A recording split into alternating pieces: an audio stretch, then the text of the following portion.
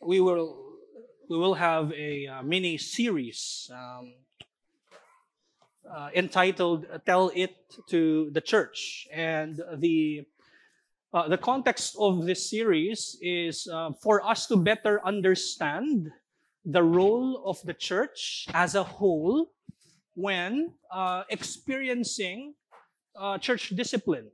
Okay, it is. We know that it is one of the marks of a faithful church that a church that does or administers church discipline uh, is being obedient to the word of God or to the precepts and purposes of the Lord. Now, I want to go through very quickly. Of course, our text this afternoon is Matthew chapter 18, verses 15 to 17.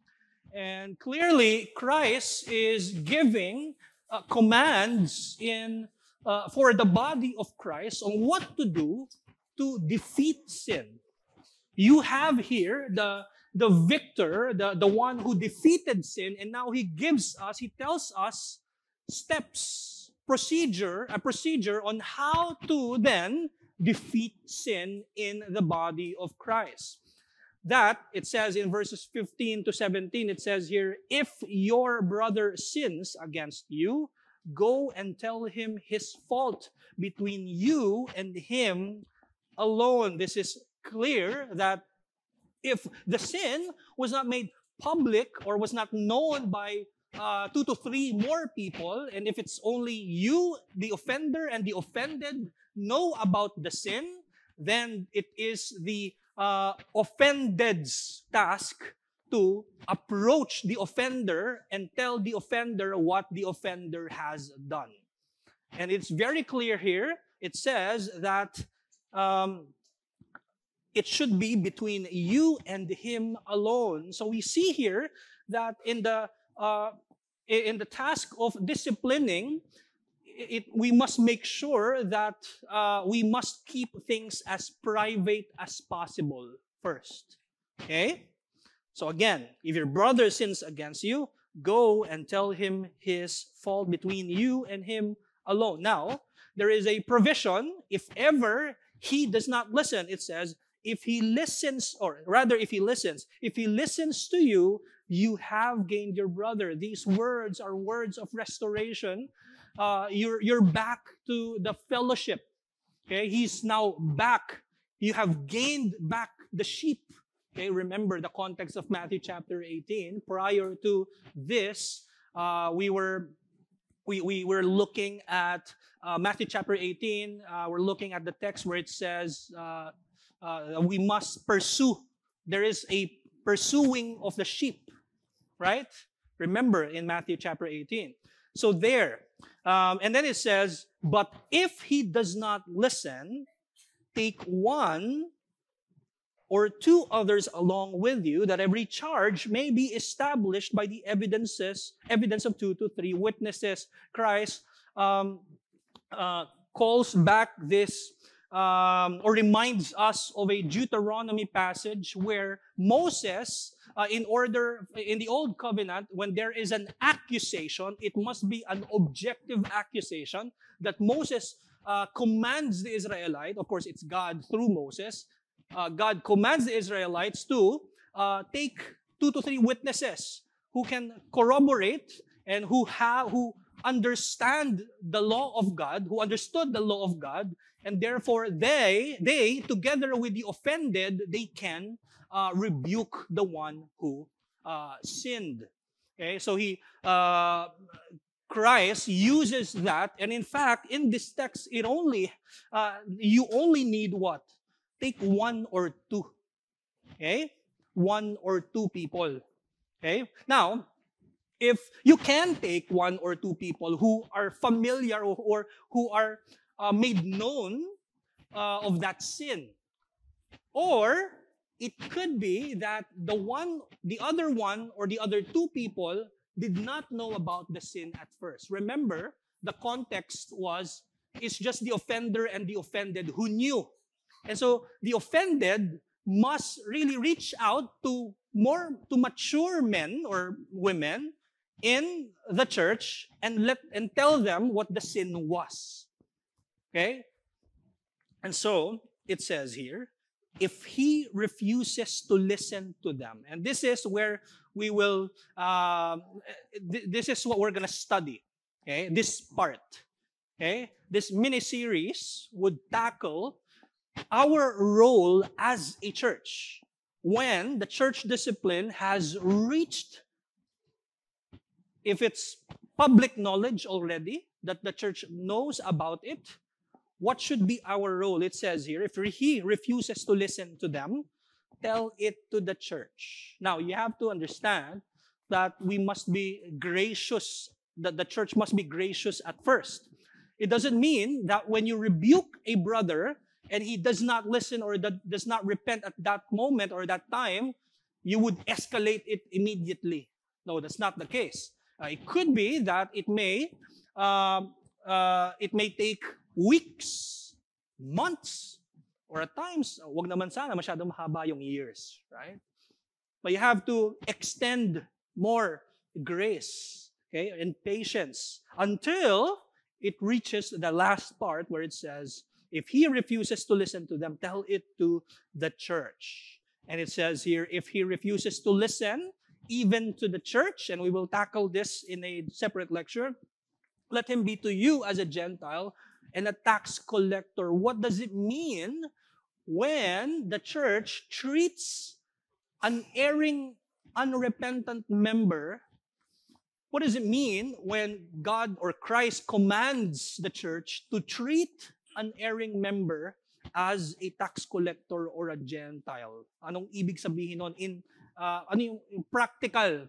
How does it look like for the church? We're going to tackle that in the next lectures. But again, the point here of this mini-series is for us to be educated, for us to be informed, for our consciences to be informed, so that we know what to do. We will tackle the church's role when the whole church is already involved in the discipline. Hence, the series title, Tell It to the Church. Our first task as a church is to identify the sin. It must be identified. Well, the offended should have identified the sin in the first place before he or she has reached out to one or two more people, and that one or two more people together with the offended have already identified what sin that was. And when an elder or the group of elders bring it up to the church, when they tell it to the church, it must be clear, this is the sin. It must be identified. Okay? That's what it implies when it says, if he refuses to listen to the offended and the one or two more people, then you must escalate it. And it says, if he refuses to listen to them, tell it to the church. When it is told to the church, Matthew 18 tells us that the church would know what sin that was. It should be clear. It should be objective. And the second part or step in this disciplinary process tells us that the one or two witnesses corroborated and they agree that this was a sin. This is a sin. And the church also must see that. Okay? It should be clear. So first, we must identify the sin. Okay? We cannot discipline someone without properly identifying a sin. We cannot discipline someone because of our own perception, because of any subjective thing that we see on a person, siguro or tingin natin, or merong if it's a hidden sin, you can't discipline someone na hidden yung sin. It should be seen by more people. Right? So, when we discipline someone, it should be communicated properly. Okay? And we should understand objectively, ito yung kasalanan nito. Okay? Hindi pwedeng subjective, hindi pwedeng dahil ito yung tingin ng isang tao, or ng maraming tao, hindi po pwede yung ganoon. Okay? Imagine ninyo, sa umpisa pa lang, hindi sinasabi rito, if your brother feels that you are, or thinks that you are, no, if your brother sins against you. Okay? Kasi kung gano'n kung subjective sa sarili nating perception ang discipline, then lahat po tayo matidiscipline. Probably wala pong matitira sa atin dito. Okay? And you have to appreciate God's provision here, right? Because if you accuse someone and there's no objective, hindi siya objective, you cannot point to a specific time, place, or whatever matter that was, magke-create ka pa ng paranoia at confusion sa tao. Ano yung kasalanan ko? Right? So you have to appreciate God's provision here. It must be clear. Identify it. Sabi ni Andrew Davis, the church must learn what the sin is. And the biblical term for the sin should be used. Okay? Meron ba klaro na kasalanan na mapupoint natin sa scripture? Okay? And then it says, and what minimal details are deemed appropriate for the church to take action. The individual should be in attendance if possible. But that is not necessary for the church's action. The church must have the opportunity to ask questions of the elders, the ones who presented, or if of the individual as needed. Okay? Also, you have to understand that when it comes to church discipline matters, the elders have, or the plurality of elders, have the prerogative to share only the details that are pertinent to the case. Hindi natin, kung yun yung prerogative ng, let's say, plurality of elders, na ito lang, yung details na kailangan nating malaman for now, that we have to respect that. Hindi lahat ay kailangang malaman. Depende kung gusto yun ipaalam. Okay? According sa constitution ng ating local church, it says here, in some cases, great discretion is required, and therefore, the elders are not obliged to give the church all the details, but must be trusted with the government of the church. That is what Hebrews chapter 13, verse 17 tells us. So obey your leaders and submit to them. And then it says, at church meetings on these matters, the elders will inform the church of their proposed action or recommendations and will invite members to approach them to gain further information or make their opinions known.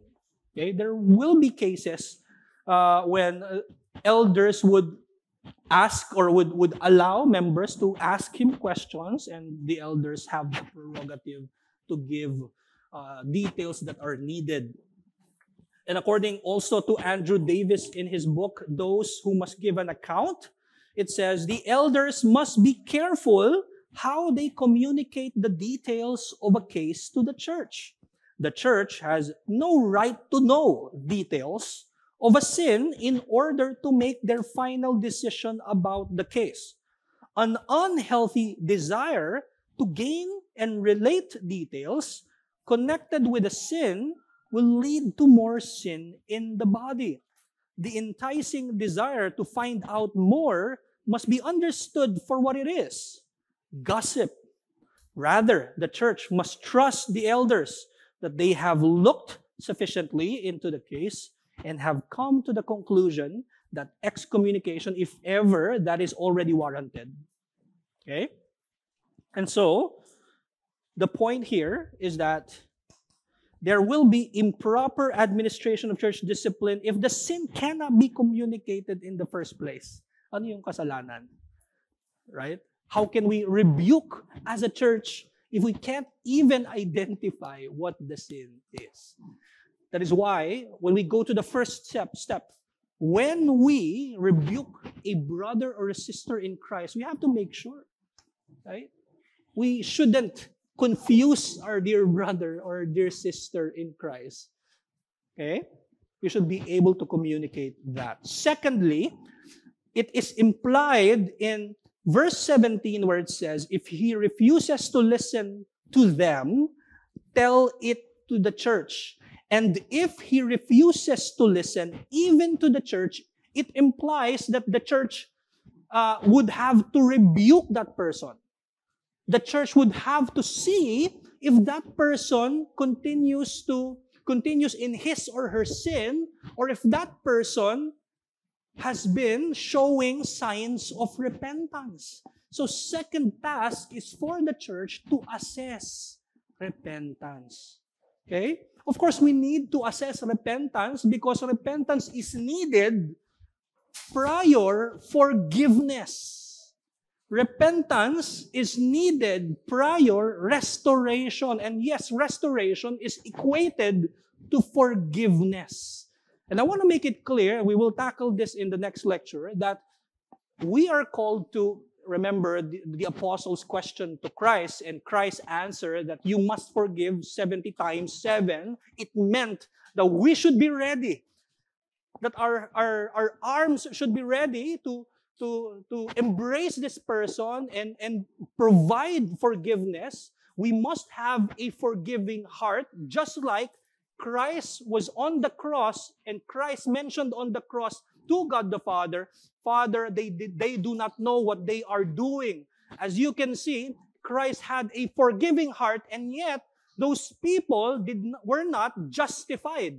They were not actually forgiven of their sins, but Christ wanted to forgive. You can see the compassion and the heart of Christ, that He wants forgiveness, that He wants restoration.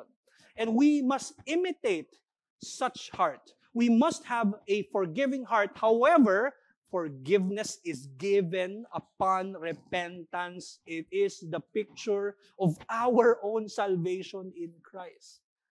Right? There is forgiveness because there is repentance granted, because there is faith granted to us, and it is a repentant faith. And so, again, we must assess repentance. And let us define what repentance is. According to L.R. Shelton Jr., in his book, Biblical Repentance, The Need of This Hour, he said, what repentance is that it is a change of mind about sin and about God.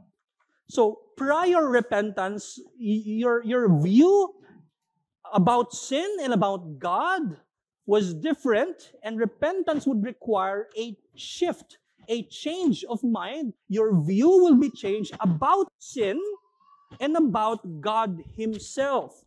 Okay? Which results in turning from sin to God. As we know, when we were converted, part of the order of salvation is what you call conversion.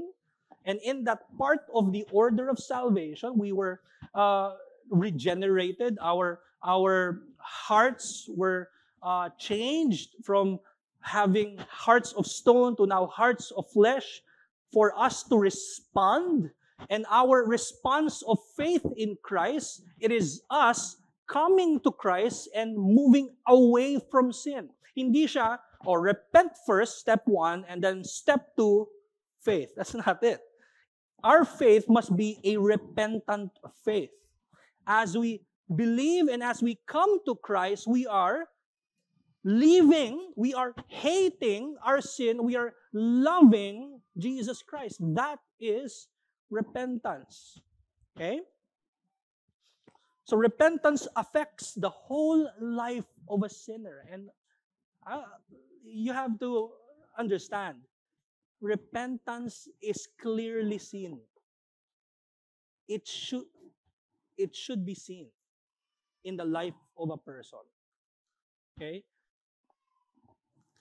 A church must come to that point that, okay, this person is repentant. It's clear. Right? Hindi mahihirapan ng sobra ang church. In fact, when Paul rebuked the Thessalonian church, and he's saying, klaro na repentant. Majority, you punish this person, rather show him love. So even the apostle who was not in the Thessalonian church, he learned, he saw this person was repentant. And yet, the Thessalonian church knew it also, and yet they did not restore the person. So again, it should be clear. Okay? So repentance includes a sinner taking the blame for his sinful condition before God and siding with him against himself. A penitent blames no one else for his condition. It's easy to see if someone, and by the way, we're all guilty of this, many times, when we are confronted by our sin, probably when you hear the word of God preached to you, and then when a preacher tells you and reminds you of the sin, it is God who speaks to you. Sometimes, iniisip mo kagad, kasi yung situation na nasan ako, yun yung reason kaya ako gano'n. Right? We were like Adam at times, by the way. I remember in the Garden of Eden, right? Adam blamed God for giving him Eve. Eve blamed Satan. Anything except instead of them fully owning up.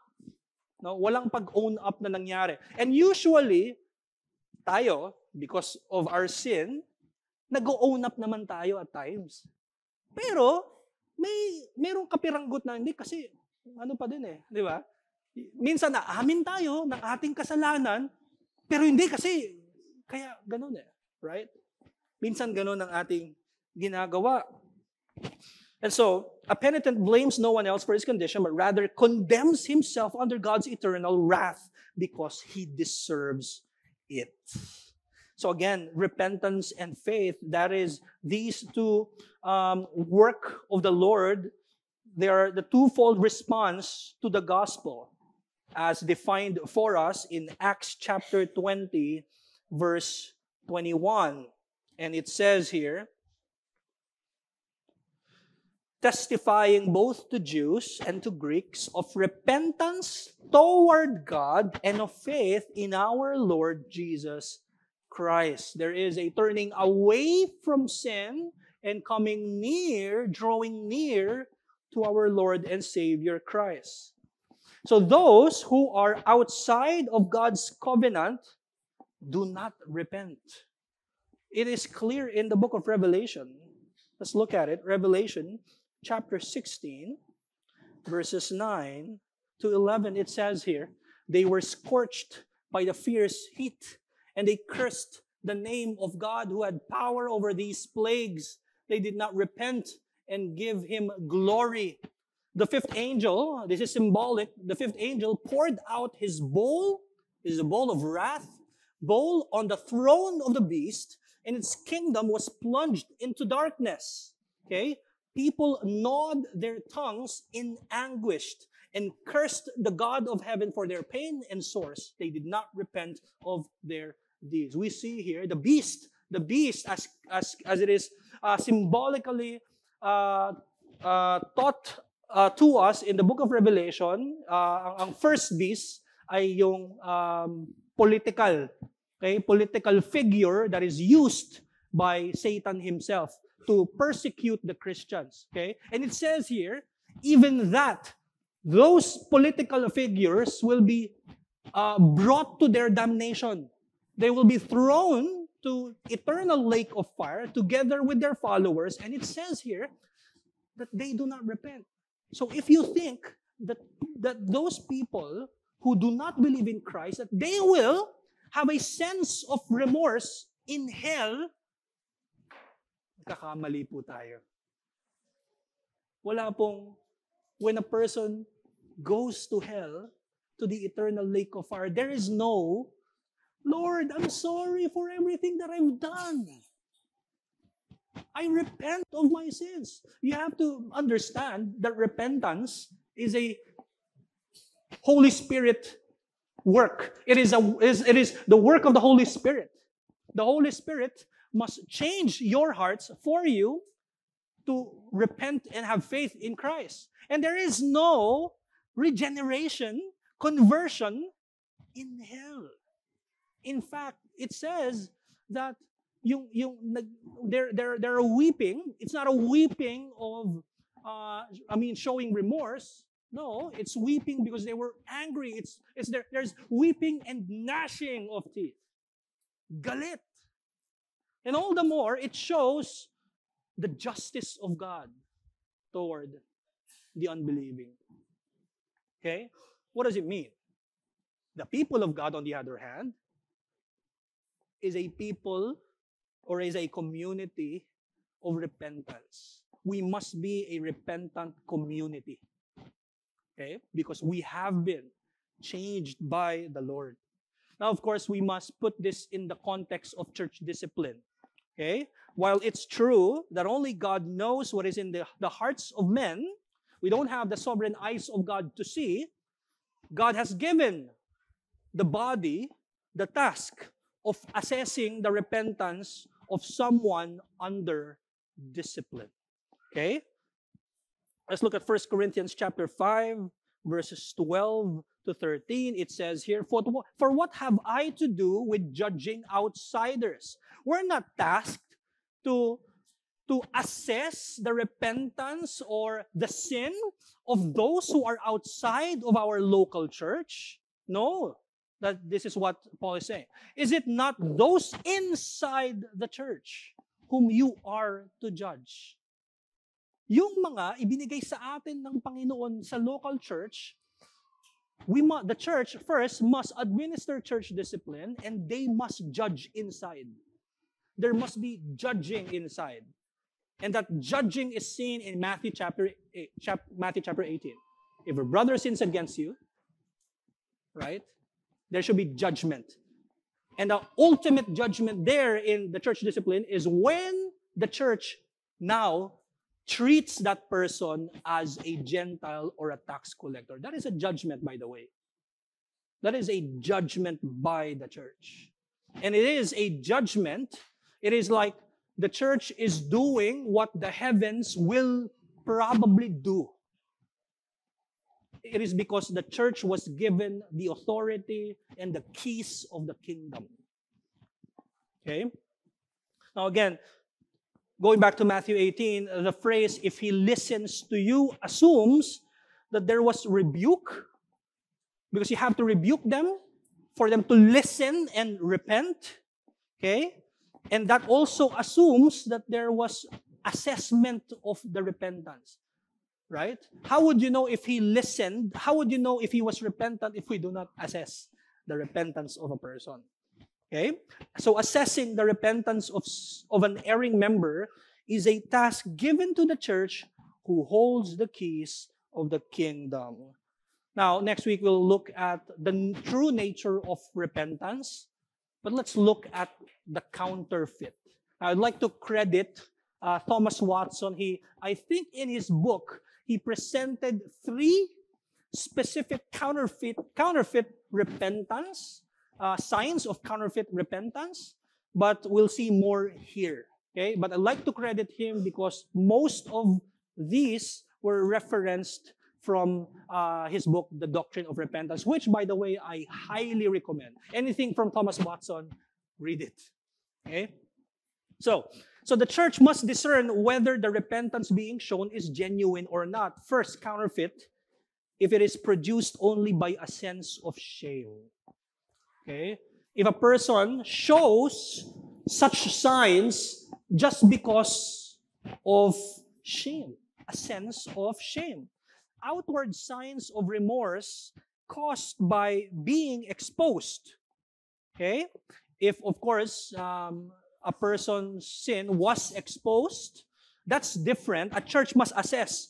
And you must see that different from a person who came forward and deliberately confessed his or her own sins.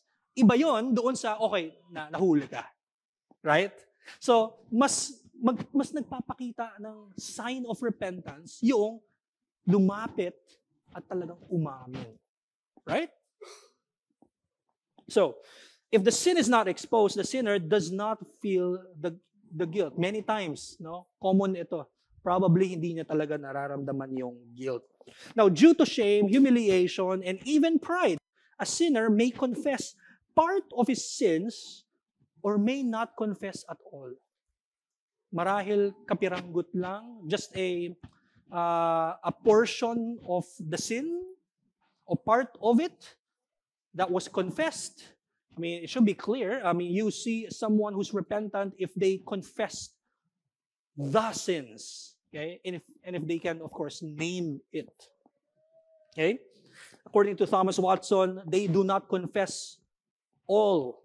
They confess the pence, yung mga pennies, mga maliliit, but not the pounds. They confess vain thoughts or badness of memory, but not the sins they are most guilty of. Or, they would confess sins in general, like, brother or sister, I have sinned against you. You know, that's, again, in general, you have to be specific. Does this person understand his or her sin? Okay? So, again, according to Thomas Watson, a wicked man acknowledges he is a sinner in general. He confesses sin by wholesale. In the same way, a wicked man says, Lord, I have sinned, but does not know what the sin is.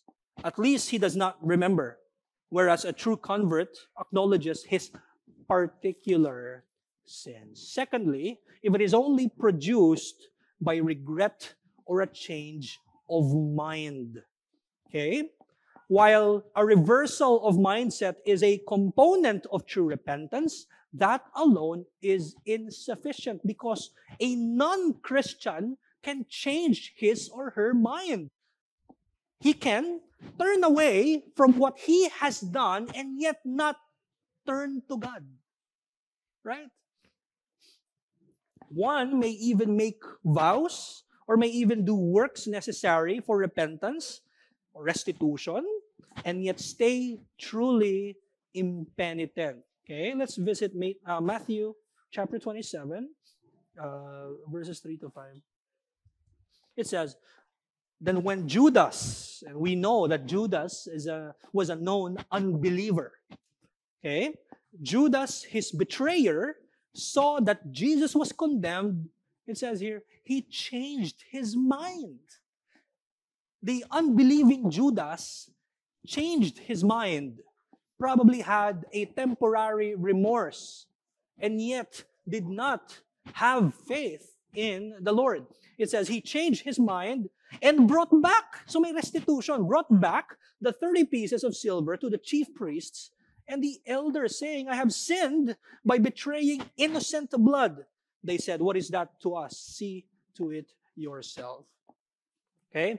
According to John MacArthur, proof that Judas' sorrow was ungodly and selfish is seen in the fact that he made no effort to defend or rescue Jesus. Oo nga naman. Kasi what happened was, binalik lang niya, pero he did not go to yung mga nanghuli kay Christ at hindi niya binawi. Right?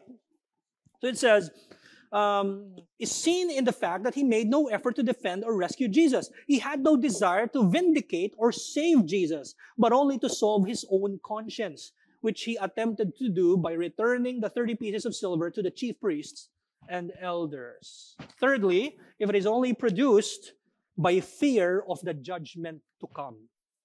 Okay? If they knew what will happen to them, okay, I'm going to repent.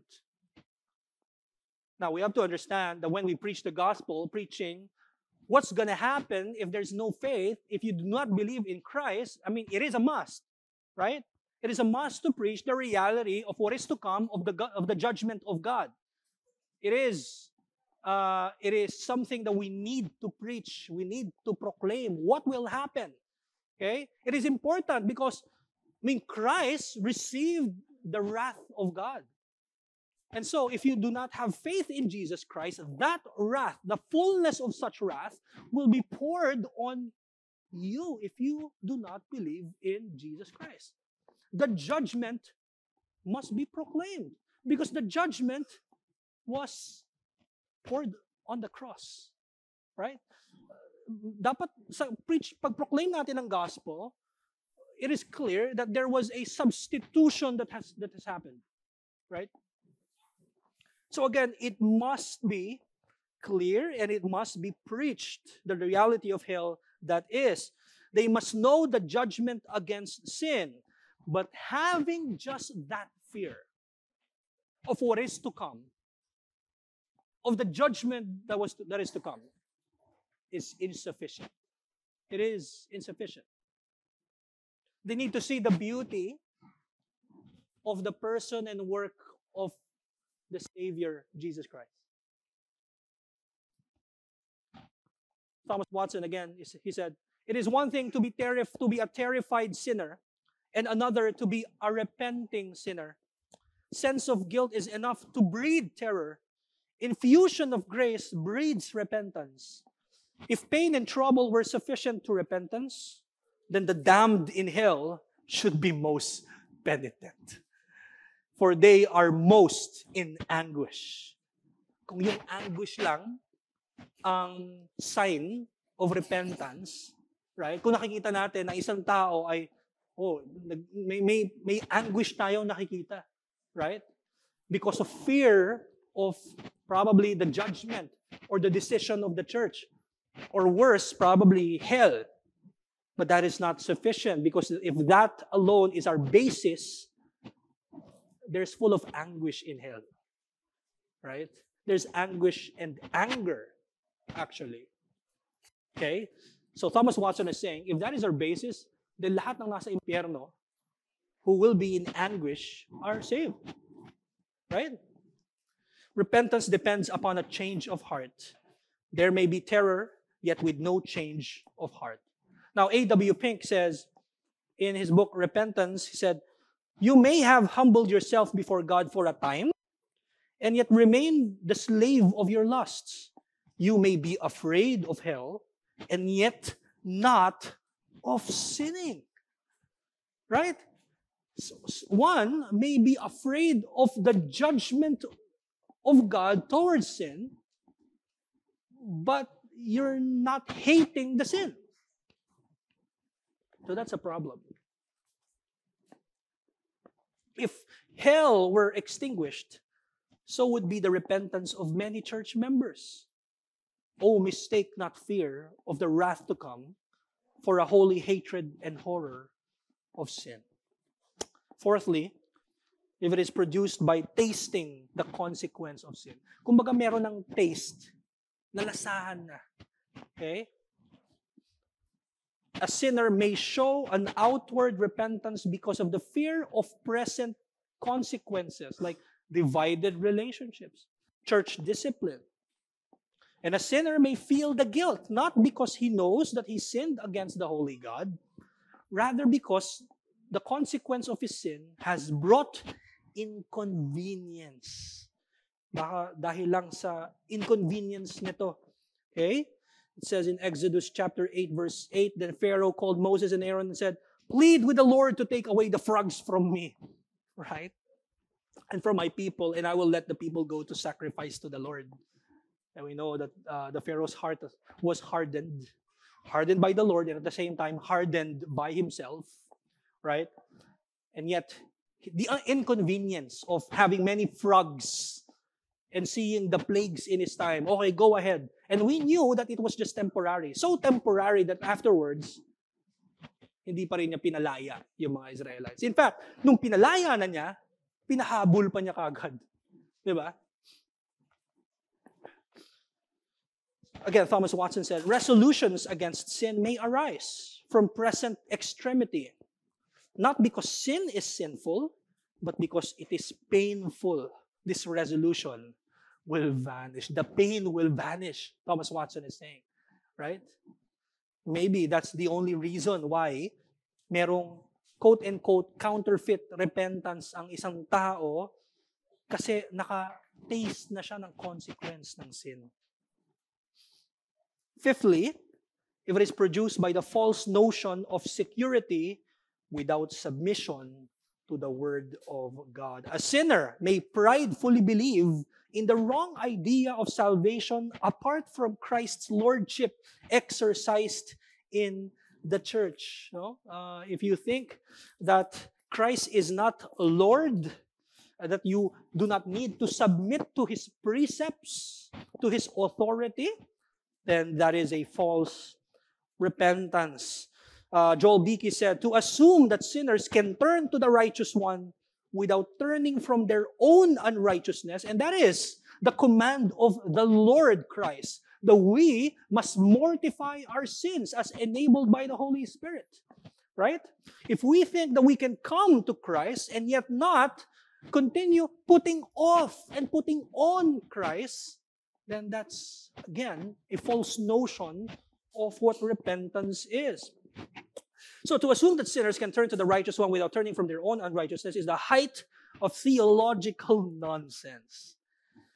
Sixthly, if it is produced by deep sorrow, but it ends with self.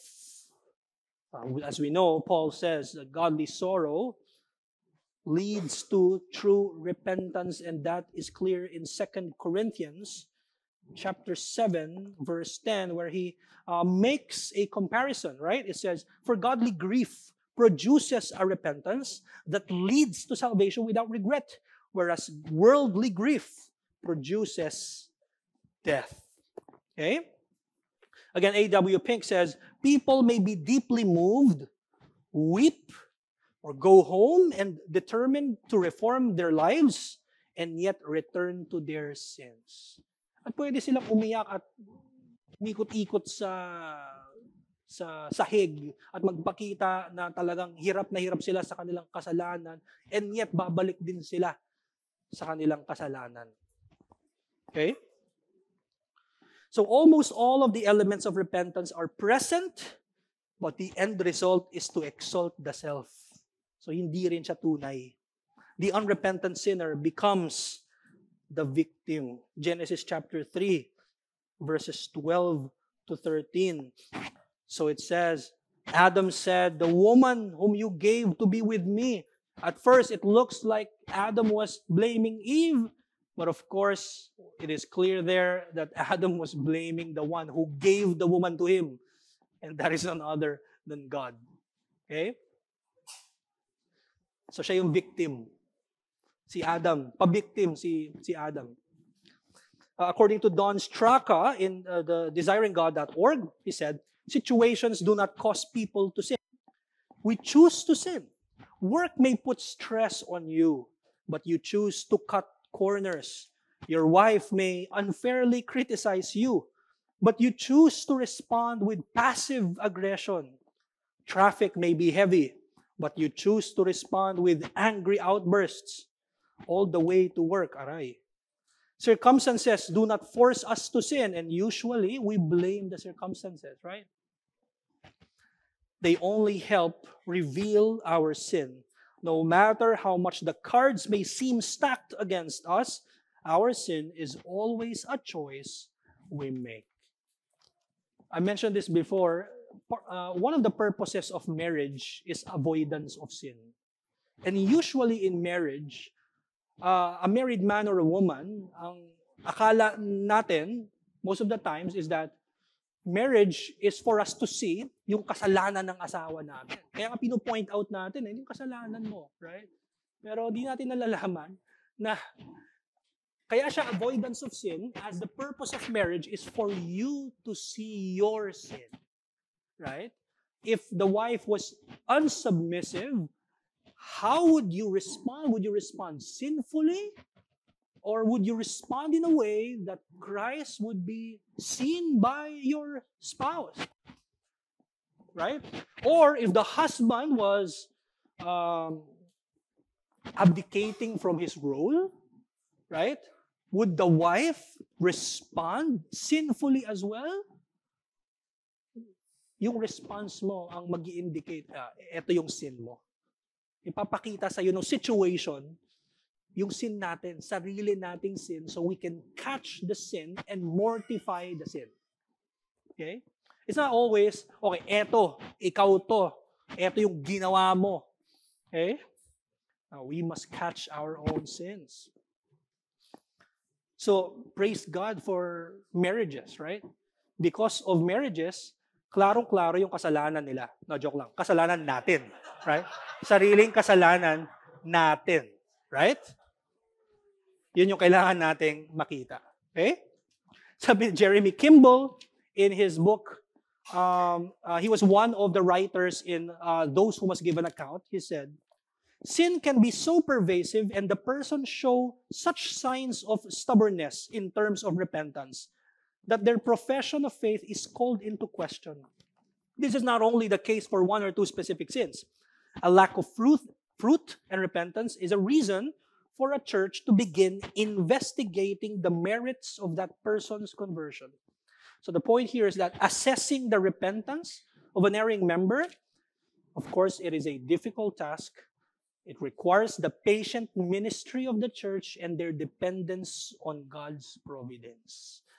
Next week, we will look at the nature of true repentance, and then we will look at the role of the church in restoration and also in excommunication. Any questions?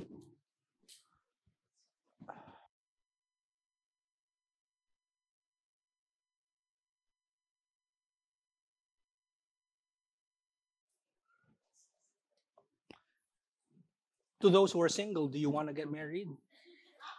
It's a good thing to get married. It's a good thing to get married.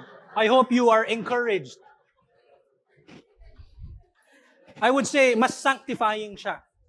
Sanctifying ang marriage. So go and be fruitful and multiply. Yes. Regarding the witnesses, step 2, so the 2 or 3 witnesses. Yes. I used to be under the impression that the witnesses were mere bystanders. They were just witnessing the rebuke happen. Right. And they were establishing that rebuke until I read something by Benjamin Keach. So I want to read you this short quote and ask you if you agree that the witnesses, because they need to establish the sin, they have to also engage, just like the primary person, they have to engage in rebuking. So the quote is, "But if he will not hear you, you must take 1 or 2 more. But first, make sure they are discreet persons and such that are most likely to gain upon him. They are to labor with you with all wisdom to bring him to the sense of his fault. It's not just to speak to him as if that were enough. No, but to take all due pains and to strive to convince him so that the matter may be issued and the church not troubled with it." I agree. That's part of the process, that there should be patient ministry, or even of the 1 or 2 people. I agree that according to 1 Corinthians, I think Paul said in 1 Corinthians 5 that he asked a rhetorical question to the Corinthian church. He said, aren't there any mature people in your... Because they're trying to look for lawyers who can look for outsiders who can handle their inside issues. And he's saying, aren't there any mature people who can... He's implying that, there should be mature people who can be 2 to 3 witnesses. And so I believe that primarily those were the ones who probably saw the sin, who probably have made, they knew what the sin was, or they can be people who did not know the sin at all, and they will be informed. Did I answer your question? I think so. Let me read a quote.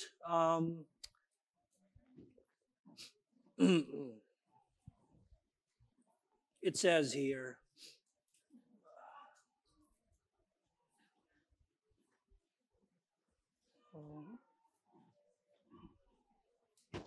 corrective. So, according to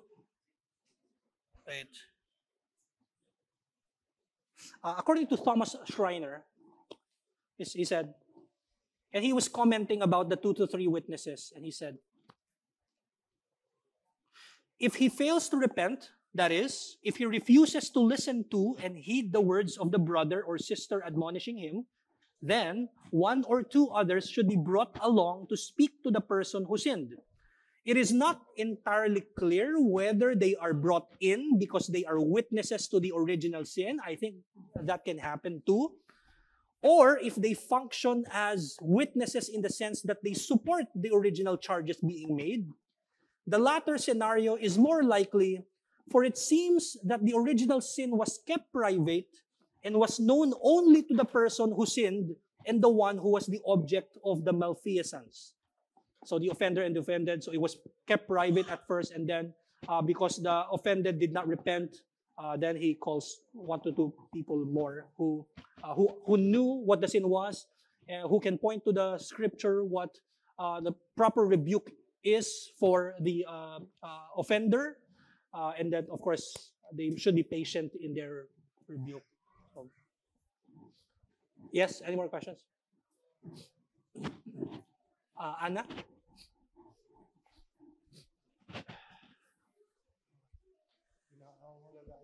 Sorry, just to jump on Michael's question, PX.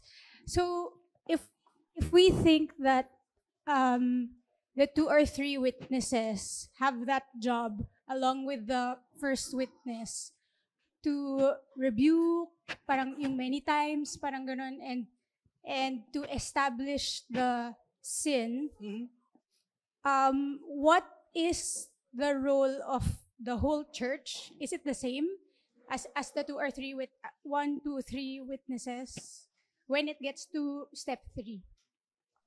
As in how to approach, I guess, as in like it gets mo na. Yeah. So ayun, a good question. Thank you. Doon papasok yung series natin. That's why yung first, you're asking what the church's role is when it reaches step 3, which is tell it to the church, right? So our first role is to identify the sin. The sin must be communicated to the church, and the church must see it. It must be clear. There must be an objective sin that can be identified. Hindi lang to subjective at opinion lang. So yun yung una. And then part of the rebuking is for us to see whether that person would truly repent or not. Hence, it is implied in Matthew chapter 18 that the church must assess repentance before they either restore or excommunicate a person, and it may take a while. There must be assessment. And yun, dun papasok yung seeing if it's a counterfeit repentance or we can see the true nature of repentance. Did I answer your question? Yes. I'm just wondering here kasi kay Andrew M. Davis, it says that, siya ba?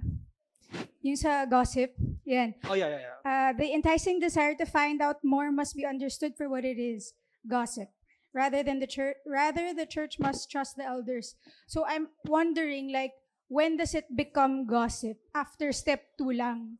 No, kasi, as in, right. Sorry. Ang point dyan, kaya ko siya inilagay din, kasi when like for example, the group of elders present the sin of a person, it must be clear, and there are times when elders will withhold some information. Yun yung point ko lang doon, na there may be times na they have the prerogative to only declare and say the information that are pertinent and necessary in the discipline, and they can withhold some information, and the church must understand it, because if they are too curious, no, I want to know. That's what Andrew Davis is saying, that it can fall into the sin of gossip. Yeah. So, but the line is blurry. Parang ganun.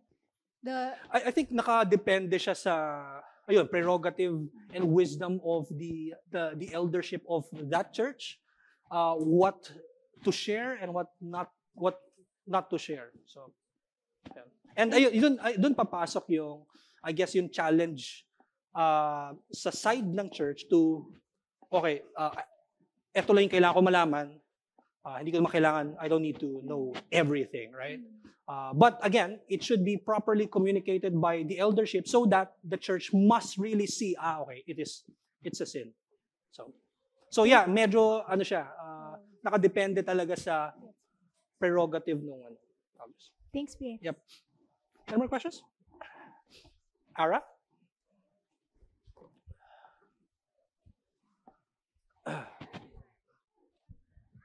Jumping up po from this question, actually ano po siya, regarding naman siya sa paghahanap ng 2 or 3 witnesses, because you've mentioned a while ago that the sin can actually be private first between the offender and the offended. Not the same, sorry? The sin would be private first between the offender and the offended. Right. And then, kapag hindi siya nagrepent, the offended must look for 2 to 3 witnesses who may or may not know about the initial sin. So, ang question ko po, Pas, is how can the offended protect himself as well as the supposed witnesses from committing the sin of gossip? Kasi kung sa church po, merong prerogative ang elder as to what to share lang na information, parang ano lang yung pwedeng i-share then amongst the 3? Right, that's a good question. I would say, if you remember our our lecture on theology of talk, there are exceptions there when it comes to gossip.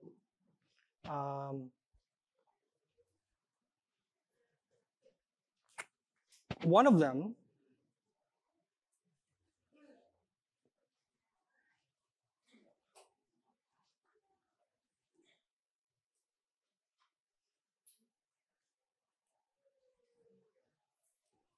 is number 4, dealing with sin in the context of church discipline. So, the 2 to 3 witnesses, together with the offended, must talk about it. In fact, Matthew 18 would require the 2 to 3 witnesses to know and understand the sin. So, in that context, hindi siya magiging gossip. Also, the eldership of a church, before they open it up to the church, it says there, they must tell the church. So it's a command by Christ. So in that context, it will not be gossip. He's not gossiping about the sins of the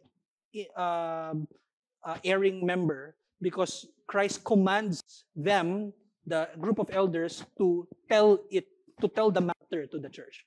So it's not considered gossip. I think yung point ko lang doon, yung kay Andrew Davis, is that there will be times when it is told to the church, there may be times when, like, the eldership would withhold some info na hindi pa necessary. We don't know. And the church must understand it. So, ayun yung kumbaga, I think magfo-fall doon sa tinatawag na curiosity. And that's also sin. Curiosity, if you want to know more. So, yeah. Thank you, Pas. Yung second question ko po is, are there qualifications in choosing matured men or women as witnesses? Right, that's a good question. Tingnan natin yung sinabi ni Paul. 1 Corinthians chapter 6, verse 5, it says, I say this to your shame. Can it be that there is no one among you wise enough to settle a dispute between the brothers? So, ang point lang nito is that walang, I think yung klaro dyan na word is wise. I would say mature. Someone who understands the word of God more. Wala namang very, very clear na sinasabi sa Matthew 18 na only choose these people, right? So, thank you, Pas. Yep. Last question? Okay. All right. Let's pray. Our Most High God and Heavenly Father, thank you, Lord, for your graces to us. Lord, may you strengthen us as we listen to your word. I pray, Lord, that we'll be awake, we'll be attentive, that we would view it as you loving the church, you feeding the church, strengthening the church, comforting the church.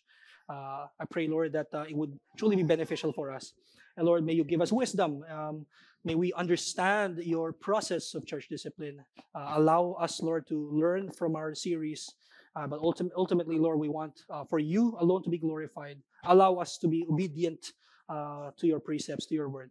So thank you, O Lord. We praise you in the name of Christ. Amen.